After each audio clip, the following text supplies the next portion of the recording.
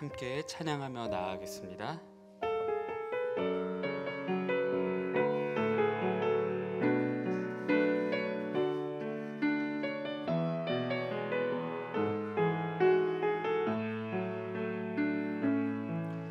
나의 안에 거하라.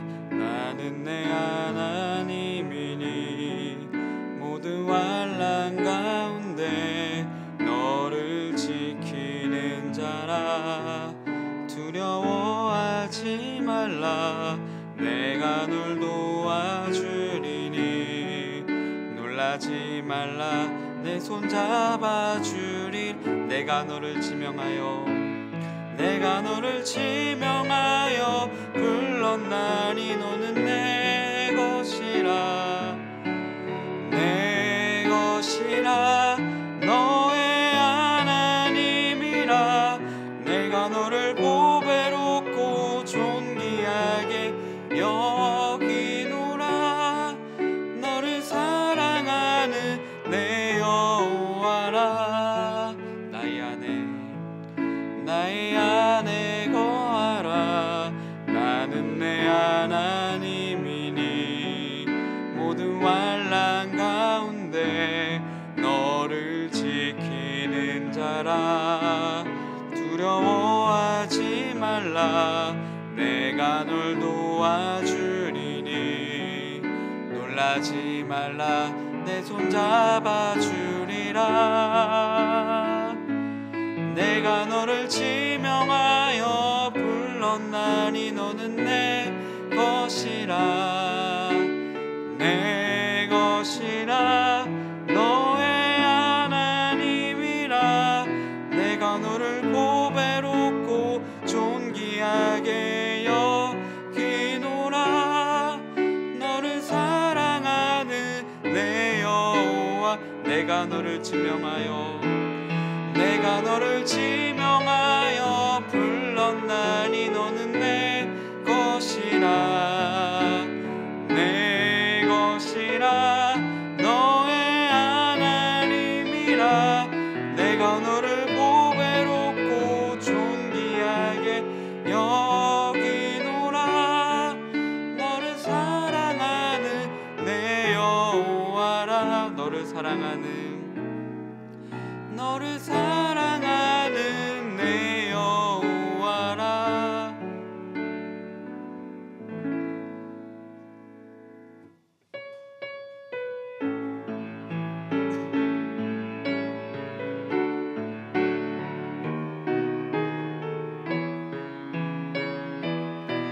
괴로울 때 주님 얼굴 보라. 괴로울 때 주님의 얼굴 보라. 평화의 주님 바라보아라. 세상에서 시달린 친구들아, 위로의 주님 바라보아라. 눈을 들어 주를 보라. 내 모든 염려 주께 맡겨라.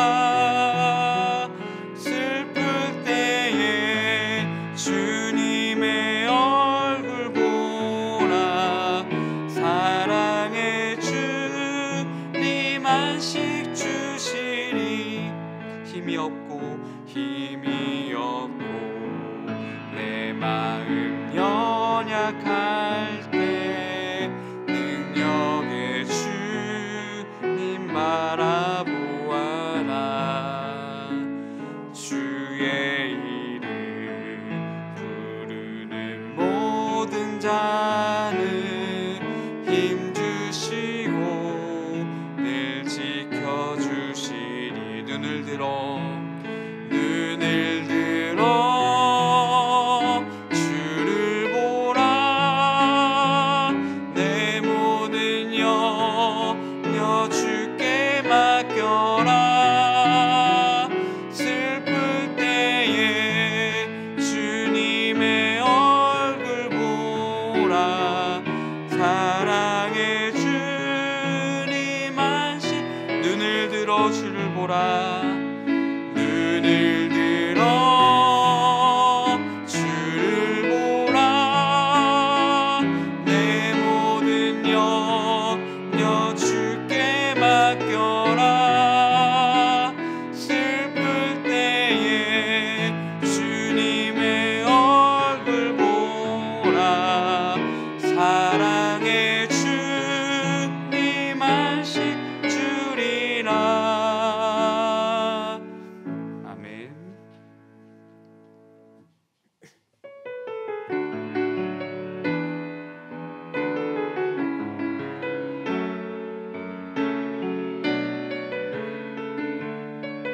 전능하신 나의 주 하나님은, 전능하신 나의 주 하나님은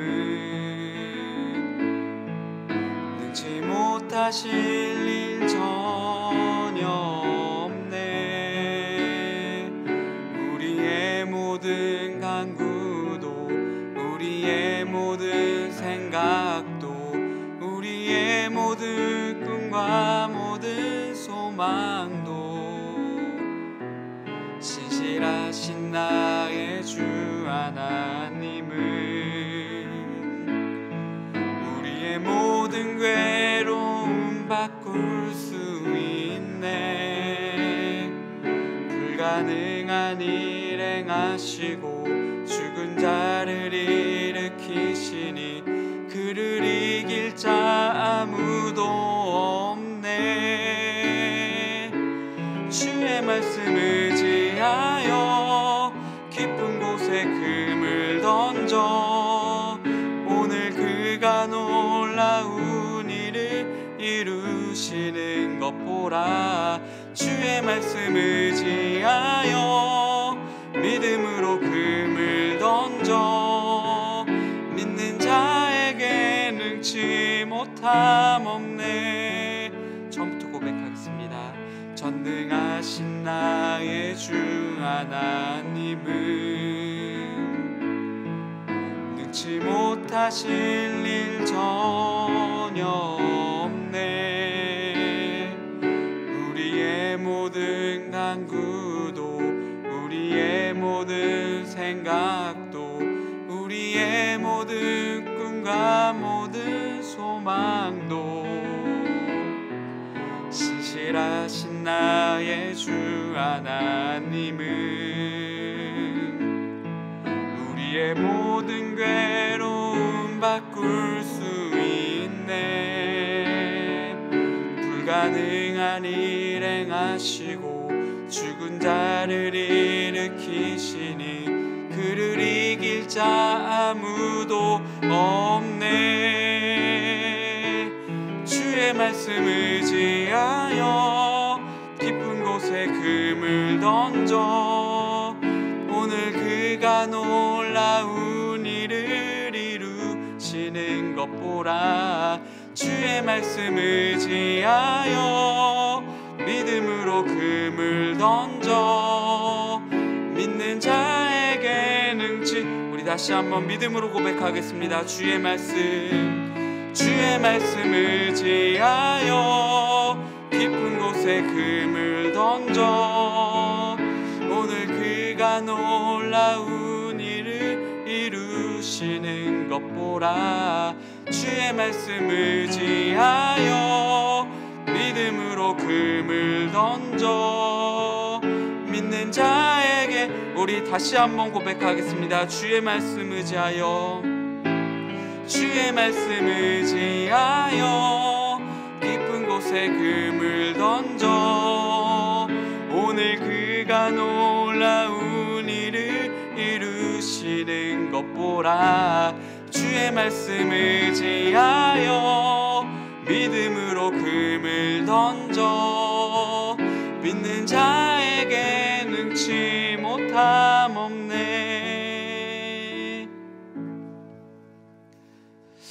기도하겠습니다. 참 좋으신 하나님, 오늘 수요 예배로 믿음의 자로로 불러주셔서 함께 예배하게 하시니 감사드립니다. 세상의 바쁜 하루를 살다가 모든 분주함을 벗어버리고 주님께만 집중하기 원하여서 이 자리에 나왔사오니 우리 예배를 기뻐 받아 주시옵소서. 말씀 가운데 나온 모든 성도들을 붙들어 주시고 말씀을 들을 때의 회복과 위로의 시간, 그리고 결단과 믿음으로서 나오는 시간 되게 하여 주시옵소서. 감사하며 예수님의 이름으로 기도하옵나이다. 아멘. 수요 예배에 나오신 성도님들을 주님의 이름으로 환영합니다. 은혜로운 예배를 위해서 휴대폰을 확인하겠습니다. 휴대폰을 꺼내어 확인하시고 꼭 꺼주시기 바랍니다. 오늘 우리에게 주신 하나님의 말씀은 다니엘서 1장 1절로부터 2절까지의 말씀입니다.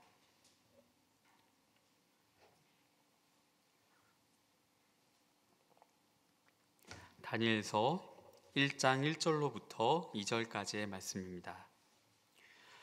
유다 왕 여호야김이 다스린 지 3년이 되는 해에 바벨론 왕 느부갓네살이 예루살렘에 이르러 성을 에워쌌더니 주께서 유다 왕 여호야김과 하나님의 전 그릇 얼마를 그의 손에 넘기심에 그가 그것을 가지고 신할 땅 자기 신들의 신전에 가져다가 그 신들의 보물 창고에 두었더라.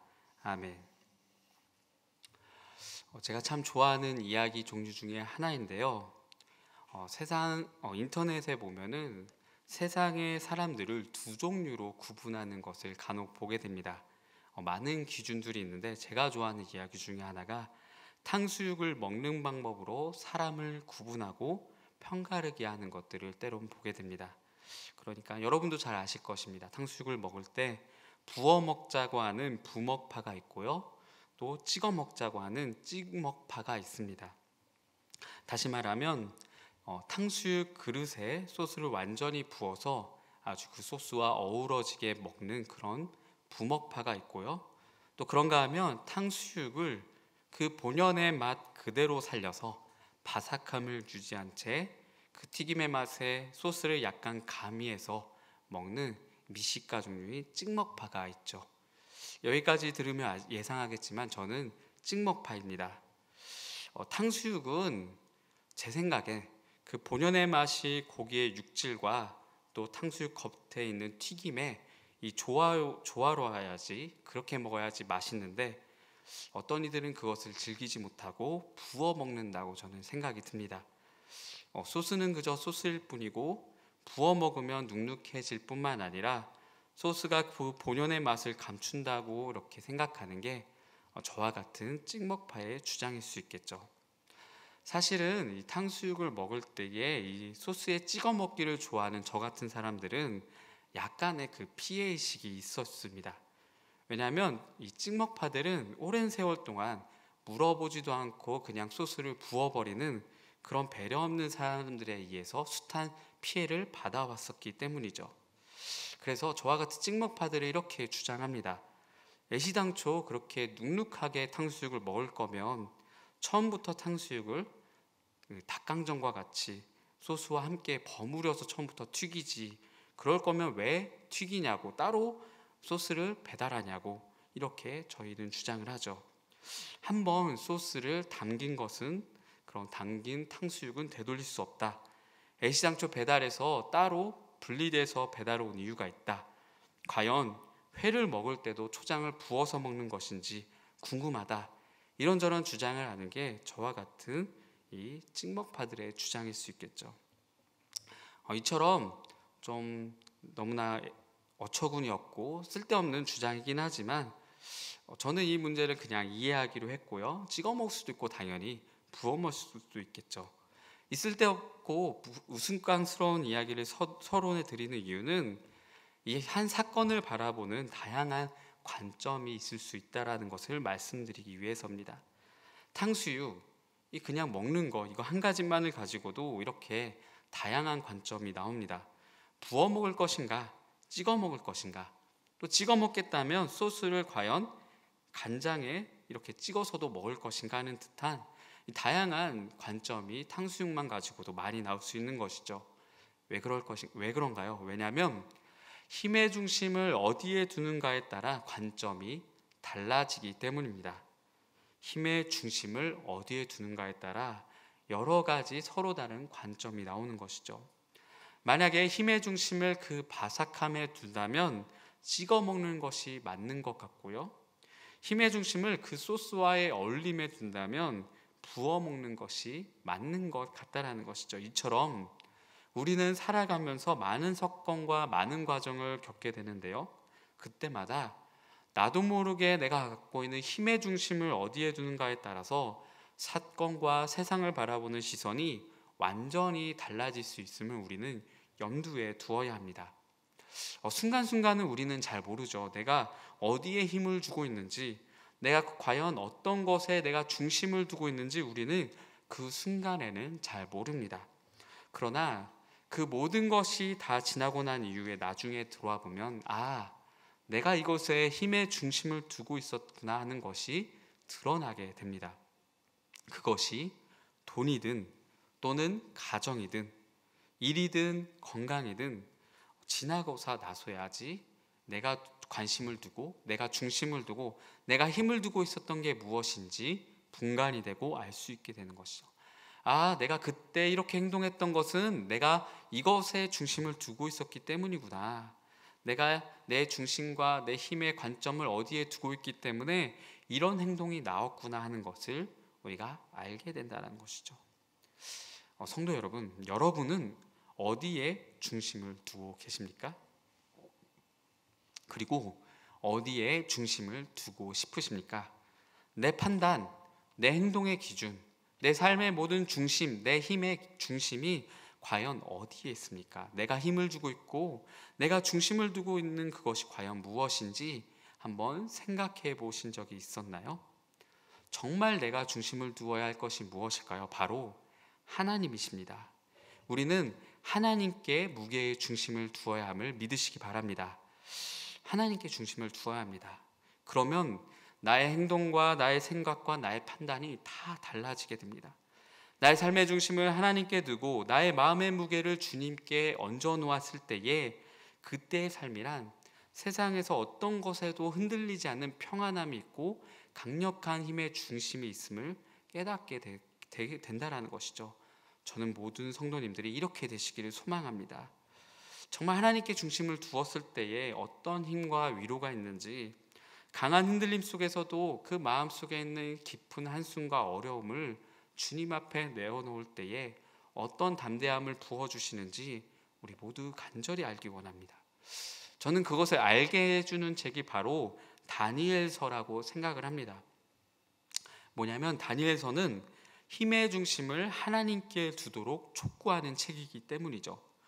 다시 말하면 힘의 중심을 하나님께 두어서 바벨론 세상에서 하나님 관점으로 살도록 하게 해주는 책이 바로 이렇게 훈련시켜주는 책이 다니엘서라는 것이죠. 사랑하는 성도 여러분, 오늘 말씀 듣고 우리도 다시 한번 나를 점검해서 내 중심이 어디 있는지 체크해보고 이제 내 중심을 하나님께 두어야겠다, 내 힘을 하나님께 옮겨야겠다라고 훈련되는 오늘의 시간이 되기를 소망합니다. 그렇게 해서 보게 되는 다니엘서 말씀을 같이 보겠는데요. 먼저 오늘 본문의 1장의 1, 2절 말씀이 굉장히 중요하다고 할 수 있습니다.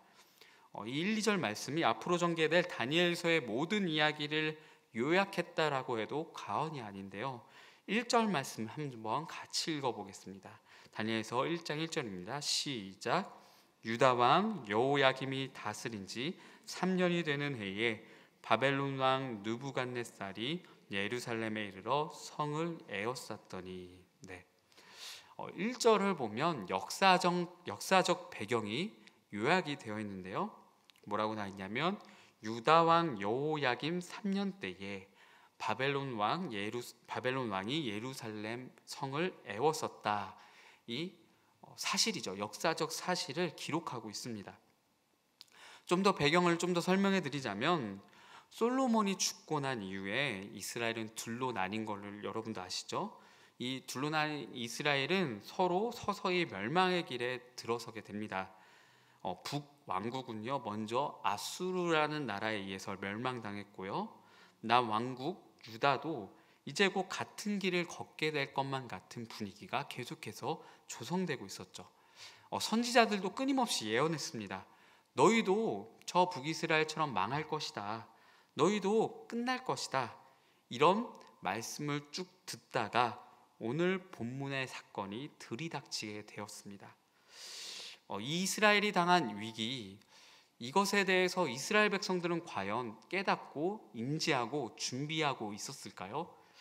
사실은 이스라엘 사람들은 이 사건을 받아들일 수 없을 법한 사건이었습니다.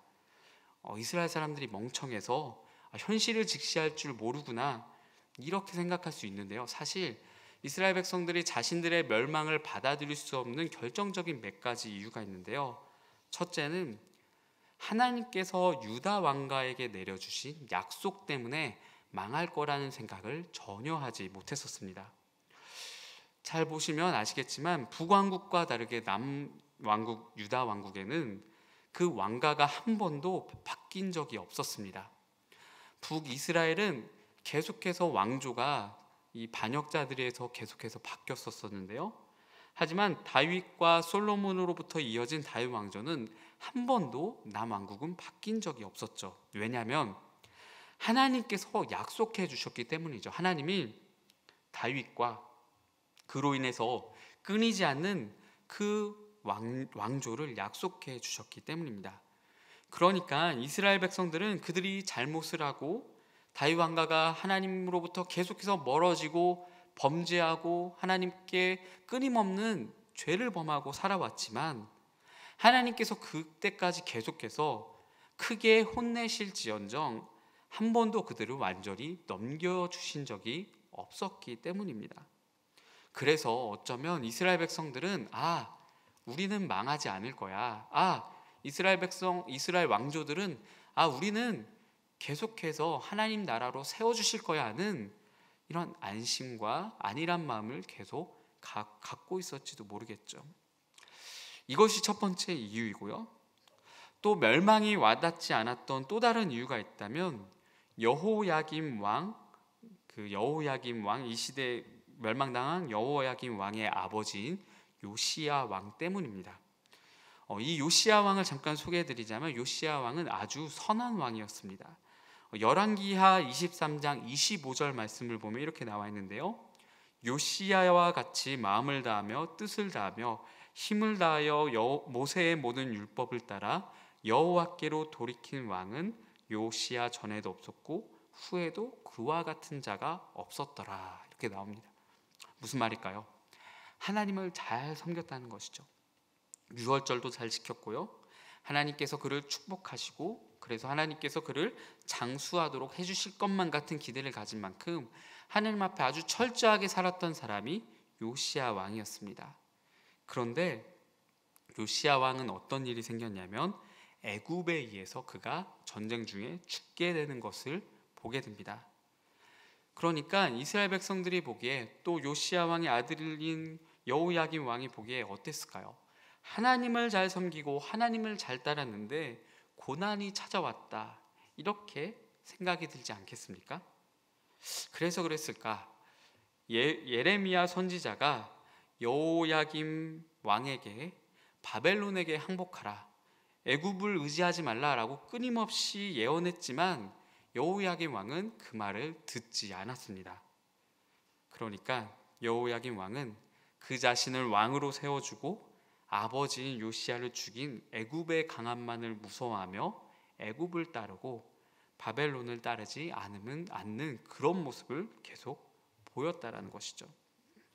그리고 이렇게 3년이 지나고 났을 때에 예상하지 못했던 이 멸망의 날이 찾아온 게 된 것입니다. 이스라엘 백성들이 멸망하리라고 상상하지 못했다라는 것이죠. 여호야김 왕이 자신에게 그런 어려움이 찾아올 것이라고 상상조차 하지 못했다라는 것입니다. 하나님이 다윗과 하신 약속 때문에 그리고 선한 왕이었던 요시야에게 있었던 여러 가지 사건 때문에 이스라엘 앞날에 이런 먹구름이 끼게 될 거라고는 상상조차 하지 못했다라는 것이죠. 바벨론 군대가 성벽을 에워쌀 때만 해도 금방 물러갈 것이라 생각했습니다. 왜냐하면 이전에 똑같은 일이 있었기 때문이죠. 이전에 바벨론 군대가 쳐들어와서 성을 에워쌌지만 얼마 지나지 않아서 물러나는 그런 경험을 했었습니다.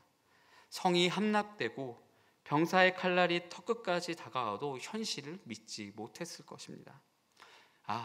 하나님이 이러실 리가 없어. 하나님이 이렇게 우리를 끝내실 리가 없어라고 현실 부정을 하고 현실을 외면하고 또 곧 하나님이 회복해 주시겠지 하며 희망을 잠시 가졌다가 결국엔 포기하게 되는 그런 마음을 가지게 되지 않았을까요? 이 와중에 여러 이웃 나라들은 이스라엘을 조롱하는 모습까지 보게 됩니다.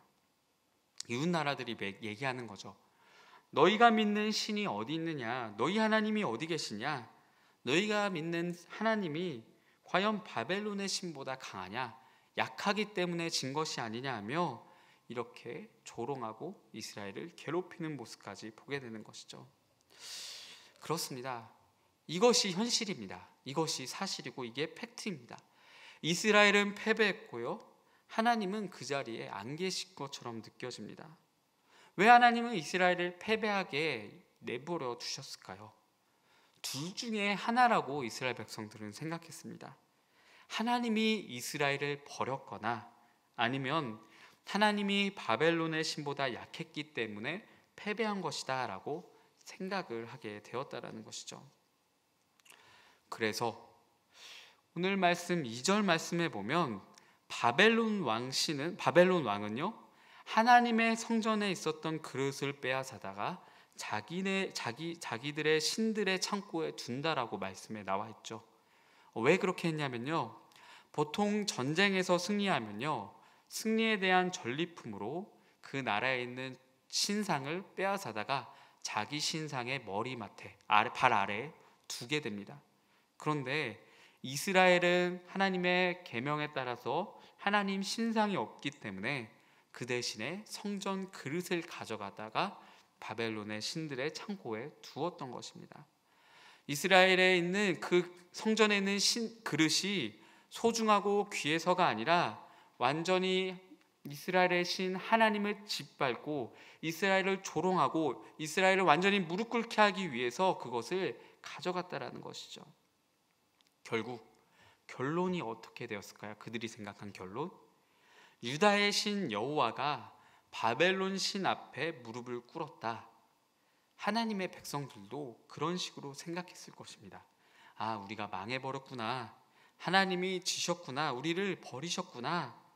이렇게 마주하게 된 그 현실이 너무나 고통스럽고 괴롭지 않았을까요?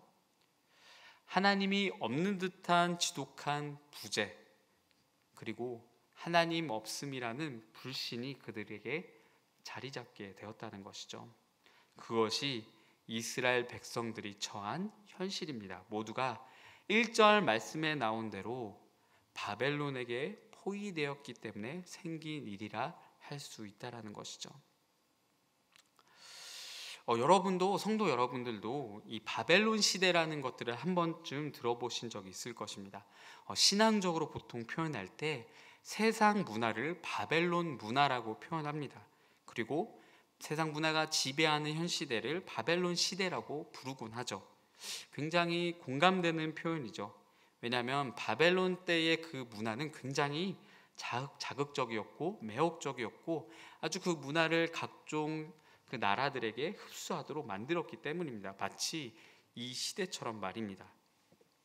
하지만 저는 이 바벨론 시대의 무서움을 하나님 없음으로 살게 하는 데 있다라고 생각을 합니다.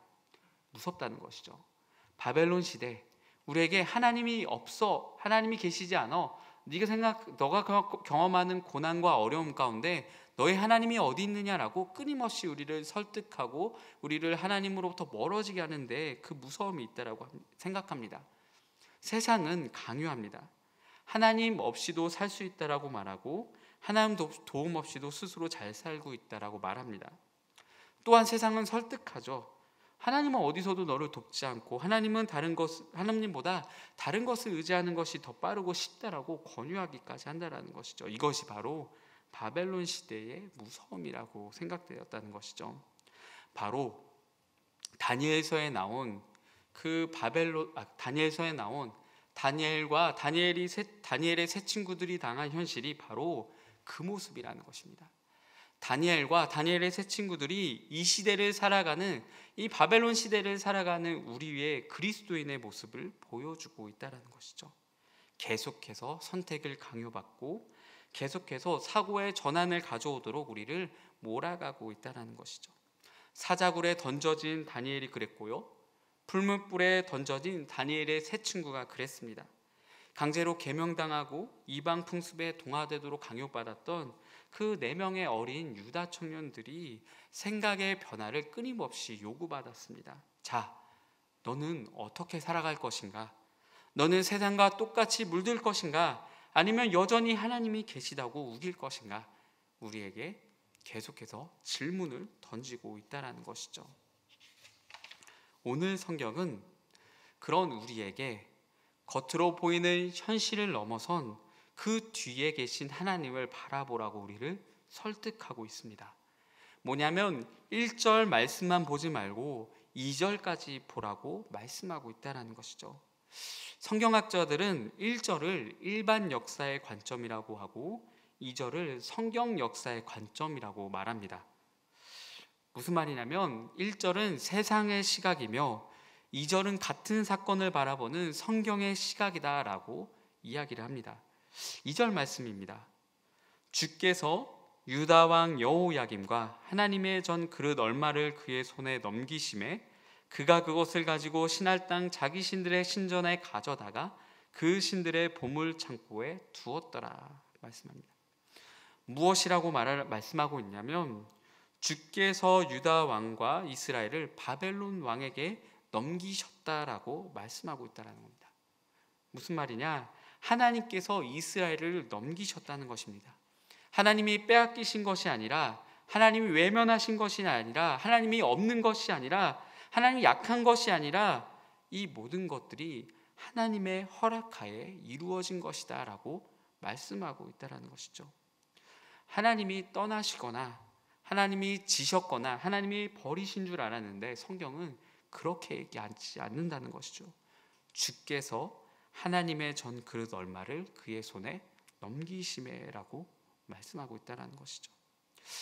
이것이 우리에게 약간의 소망이 되기 바랍니다. 바벨론 시대를 살아가는 우리에게, 하나님이 없지 않냐라고 속삭이는 세상에게 우리에게 주신 하나님의 귀한 말씀으로 받아들이기 바랍니다. 왜냐하면 혼자가 아니었다라는 것이죠. 망한 것이 아니었다라는 것이죠. 하나님이 지신 게 아니었다라는 것이죠. 하나님이 여전히 그 가운데 계시면서 여전히 하나님을 따르고 하나님을 믿고 하나님을 의지하는 그의 성도들을 끊임없이 인도하시고 완전히 지지 않게, 완전히 패배하지 않게 결국엔 포로 백성을 돌아오게 끊임없이 이끌고 계신다라는 것입니다. 그래서 사자굴에서도 그의 백성들이 물려 죽지 않았고요, 불 속에서도 타지 않았습니다. 또한 진비를 먹지 않고 채식만 해도 얼굴에 살이 오르는 그런 하나님의 역사를 경험했던 것입니다. 여호와 하나님이 일반 역사의 관점이 아니라 성경 역사의 관점을 보면 진정한 역사의 주인이심을 우리에게 보여주고 있다는 것이죠. 다니엘서가 말씀하는 것은 결국에 하나님이 역사의 승리자라는 것을 우리에게 말씀하고 있음을 여러분 믿으시기 바랍니다. 물론 저도 이해가 되지 않는 것들이 있습니다. 왜 하나님은 왜 보고 계셨을까? 왜 하나님이 해결해 주시지 않을까? 왜 하나님이 꼴 멸망당하게 하셨을까? 수없이 질문하고 우리도 의문이 들곤 하죠. 왜 이스라엘을 더 악한 세력에 넘겨주셔야만 했는지, 왜 우리의 삶 속에서 하나님이 없는 듯한 수많은 고난을 우리 가운데 처하게 하시는지, 왜 우리에게 코로나를 주셨고, 왜 우리에게 숨 쉴 수 없을 듯한 이 어려운 시간들을 주시고, 왜 가난과 아픔과 상처 가운데 우리를 내버려 두시는지 하나님의 명확하신 답은 사실 보이지 않습니다. 그런다 할지라도 그것이 하나님의 선명하신 동행하심을 부인할 수 없음을 믿으시기 바랍니다. 하나님은 그 모든 상황 속에서 왜 우리 가운데 어려움을 주셨는지 이해하진 못하지만 그 가운데도 우리와 끊임없이 함께 하시며 우리 가운데 함께 하시는 구원자 하나님이심을 꼭 믿으시기 바랍니다. 왜냐하면 무엇을 보면 알 수 있냐면 2000년 전 하나님은 죽음 앞에서 자신의 아들을 내어놓으셨습니다. 마치 바벨론에 가장 귀한 하나님의 전이 짓밟히고 그 하나님의 전에 있었던 성전 예물이 빼앗겨 가듯이 가장 소중하고 거룩하시고 귀중하신 예수 그리스도가 처참하게 짓밟히게 하셨습니다. 왜 그런 일을 하셨는지, 왜 예수를 그 자리에 가운데 처하게 하셨는지 그때는 우리도 알 수 없었습니다. 하지만 나중에서야 그 모든 일들이 밝히 드러났습니다. 그 예수님의 모든 고난과 환난과 어려움이, 성전이 짓밟히고 빼앗기고 그릇이 없어짐이 하나님의 가장 큰 구원 계획을 이루시기 위하셨음을 우리는 알게 되었다는 것이죠. 우리 가운데 어려움, 우리의 가운데 처한 모든 환난들, 왜 그때는 왜 그런 아픔이 있는지, 왜 내게 이런 환난이 있는지 그때는 알 수 없습니다. 하지만 그걸 통해서 하나님은 우리가 이해할 수 없는 더 큰 놀라운 구원 계획으로 우리를 이끌고 계심을 믿으시기 바랍니다. 하나님은 우리를 위해서 이 일을 허락하셨습니다. 우리에게 아픔과 상처가 있는 것도, 우리에게 크나큰 어려움이 있는 것도 감히 짐작해 볼 수 없지만 주님의 큰 뜻을 위해서 잠깐 허락하신 일이라 생각해 보기 바랍니다.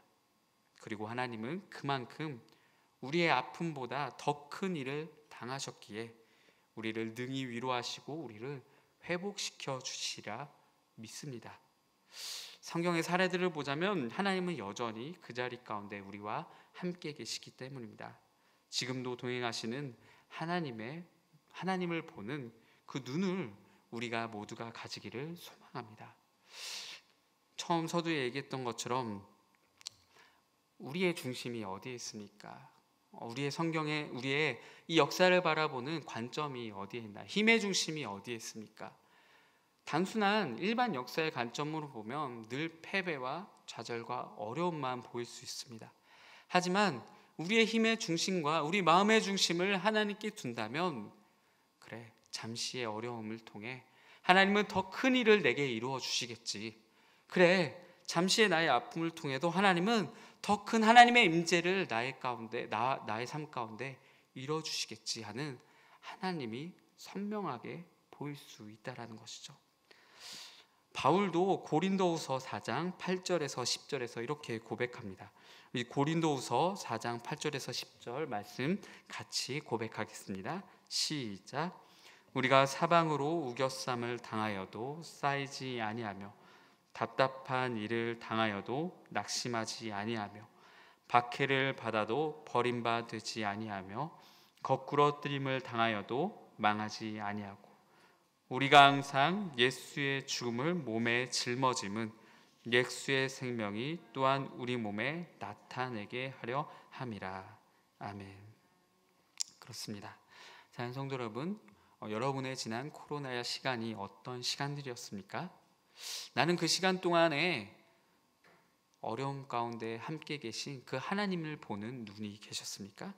아니면 너무나 시간마다 치여서 어떻게 버텨내느라 아둥바둥하며 지나쳐 왔습니까?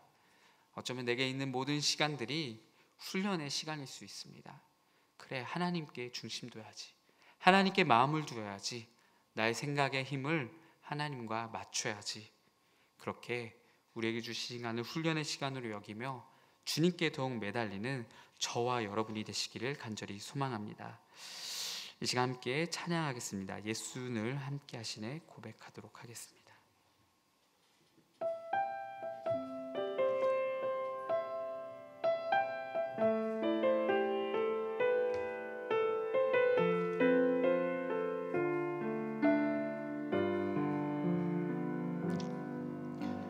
고단한 인생길 힘겨운 오늘도 예수 내 마음 아시네. 지나간 아픔도 마주할 세상도 예수 내 마음 아시네. 하루를 살아도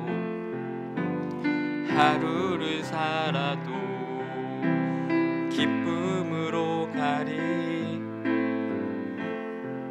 늘 함께 하시네.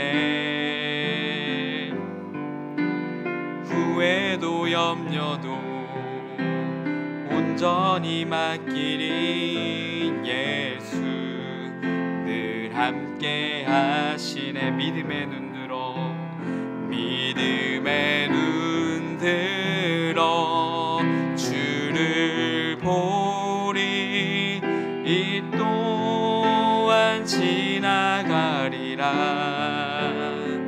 주어진 내 삶의 시간 속에 주의 뜻 알게야. 믿음의 눈 들어 주보리. 믿음의 눈 들어 주보리. 이 또한 지나가리라. 주어진 내 삶의 시간 속에 주의 뜻 알게 하소서.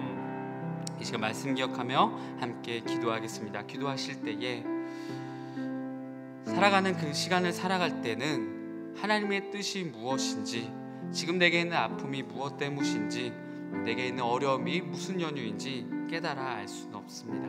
지나고 나서야지 모든 것이 알게 되는 것이죠. 하지만 그 어려움과 아픔 속에서 우리가 꼭 기억하고 중심을 두어야 할 것은 예수께서 늘 함께 하신다는 것입니다. 우리가 찬양했던 것처럼 예수님 내 마음에 아시네. 예수 늘 함께 하시네. 후회도 염려도 온전히 맡기고 예수 늘 함께 하심을 기억하며 고백하는 오늘의 시간이 되길 소망합니다. 나의 중심을 어디에 두었는지, 나의 마음의 무게를 어디에 두고 있었는지 하나님 이제는 믿음의 눈을 들어서 주를 보기 바랍니다. 내게는 모든 상황 가운데서 내가 하나님을 볼 수 있는 눈을 부어 주시옵소서. 더 큰 환난이 다가올 때에도 담대하게 그 모든 것들을 온전히 마주 대할 수 있는 그런 믿음이 있을 수 있도록 우리를 붙들어 달라고, 하나님께서 함께 하심을 온전히 붙들며 나아가는 내가 되게 해달라고 함께 고백하면서 기도하며 나아가겠습니다. 참 좋으신 하나님, 오늘 말씀 통하여서 하나님께서 무엇 때문에 우리에게 이 모든 환난과 어려움을 주셨는지 다시 생각해 하심을 감사드립니다. 하나님, 환난과 어려움 때마다 우리가 얼마나 쉽게 넘어지며 얼마나 쉽게 낙담하며 얼마나 하나님을 바라보기보다 현실의 어려움을 그저 쳐내기에 급급하였던 우리의 수많은 지난 삶의 모습들이 있었음을 고백합니다. 아버지 하나님, 이제는 그런 것이 아니라 하나님을 더욱 의지하고 하나님을 더욱 바라보며 하나님의 뜻을 온전히 바라보는 우리가 되길 소망하오니 우리 가운데 믿음의 눈을 열게 하여 주시옵소서. 여러 상황 가운데 우리가 처해 있었을 동안에 그 모든 것들이 하나님이 없는 것이 아니고 하나님 외면하신 것이 아니라 하나님 그 모든 것을 통하여서 하나님을 바라보게 하시며 하나님 뜻을 구하게 하시며 하나님 앞에 온전히 서게 하시는 모든 순간들임을 깨닫는 우리 모두가 되게 하여 주시옵소서. 아버지 하나님, 우리 연약한 삶을 주여 붙들어 주셔서 하나님 끌려 더욱 향하게 하시고 하나님을 더욱 바라볼 수 우리의 삶이 되어질 수 있도록 붙들어 주시옵소서. 우리의 마음의 뜻을 주관하여 주셔서 우리 성도들의 삶의 모든 문제들 하나님 기억하여 주셔서 하나님을 의지하고 기도할 때마다 회복되고 응답받고 하나님을 의지함으로써 이겨내는 그런 모든 순간들이 되게 하여 주시옵소서. 하나님, 재정의 문제, 질병의 문제, 자녀와 학업과 각종 여러 가지 삶의 문제들을 주님 앞에 나와 기도할 때마다 하나님께서 응답하여 주시며 하나님 뜻을 온전히 붙들어 주시며 하나님 인도하시는 것들을 경험할 수 있도록 우리 모든 성도 가운데 함께하여 주시옵소서. 참 좋으신 하나님, 연약한 우리 삶에 찾아와 주심에 참으로 감사드립니다. 여전히 함께 하시고 여전히 동행하시고 여전히 인도하시는 주를 하나님을 의지하며 나아가오니 우리 안에 믿음의 눈을 열게 하셔서 하나님을 바라보게 하여 주시옵소서. 이제는 나의 중심을 세상의 어떤 것에 두지 않고 하나님께 중심을 두는 삶을 사는 모든 성도 되게 하여 주시옵소서. 그럼에도 주의 성도들이 여러 상황 가운데 처해 있습니다. 하나님의 재정의 문제, 질병의 문제, 자녀의 문제, 학업과 삶의 모든 문제를 하나님 앞에 맡겨드리며 나아가오니 선하심으로 인도하여 주셔서 회복시켜 주시고 이 시기를 잘 이겨내는 모든 성도들 되게 하여 주시옵소서. 우리 베델교회를 통해서 세상이 위로받고 예배가 더욱 소망이 되기를 소망하오니 주님이 우리 교회를 붙들어 주시고 인도하여 주시옵소서. 이를 위해 세우신 담임 목사님 영육을 강건케 하여 주시고 지혜의 영을 부어주셔서 교회를 지혜로 온전히 인도케 하여 주시옵소서. 감사하며 예수님의 이름으로 기도하옵나이다. 아멘. 하늘에 계신 우리 아버지여, 이름이 거룩히 여김을 받으시오며 나라의 임하옵시며 뜻이 하늘에서 이루어진 것 같이 땅에서도 이루어지이다. 오늘날 우리에게 일용할 양식을 주옵시고 우리가 우리에게 죄진 자를 사하여 준 것 같이 우리의 죄를 사하여 주옵시고 우리를 시험에 들게 하지 마옵시고 다만 악에서 구하옵소서. 대개 나라와 권세와 영광이 아버지께 영원히 있사옵나이다. 아멘.